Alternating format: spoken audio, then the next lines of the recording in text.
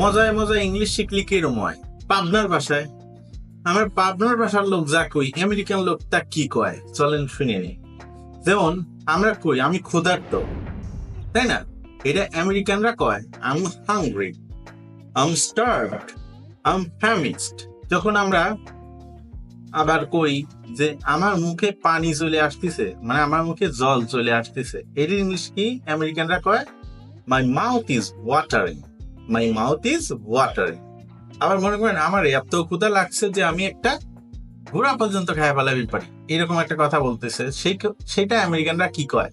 ওরা কয় I am so hungry I could eat a horse, I am so hungry I could eat a horse.